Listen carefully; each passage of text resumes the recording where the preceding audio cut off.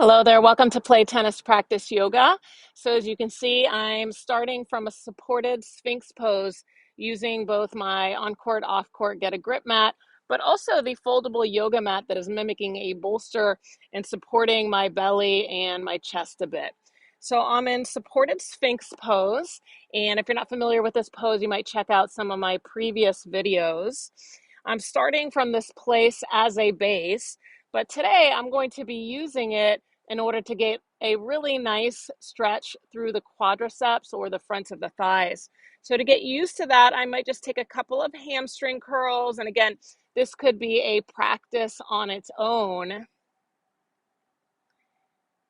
Okay, and then what we're going to do is, and I'll do the side closest to you first, I'm going to bend one knee, bring the heel in towards my back side, and I'm going to go ahead and see if I can take a hold of that foot. So I'm still supporting with this front arm. I'm pressing away from the ground as I take a hold of the foot. What I'm going to try to do is press the foot into the hand and the hand in towards the foot. I'm going to try to relax the hamstring area a bit. And if I have some opening there, I might start to bend the elbow a bit so that I can get that nice stretch through the front of the thigh. So this resembles half of what we might call bow pose in yoga. Bow, not to be confused with boat. But today we're using it to get that nice stretch through the front of the thigh. I've been really enjoying this after practices or workouts, as we typically get pretty tight through the front of the legs. And then I'm going to go ahead and release that, come back to my supported Sphinx pose as a base. So my legs ground down, I ground down through my arms, I press away. And again, I'm going to support with this one arm as I bend the opposite heel in towards my back side. The hardest part might be taking a hold of the foot. Again, can I press the foot into the hand in towards the foot, and maybe relax through the back of the thigh.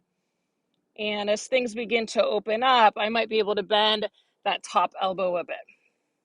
Now, sometimes we experience some cramping in the back of the hamstring area if you come into this too quickly. So if that happens, maybe try again on the other side, coming in slowly. You want to hopefully start to breathe into what you're experiencing here. And I'm going to go ahead and let go of the foot.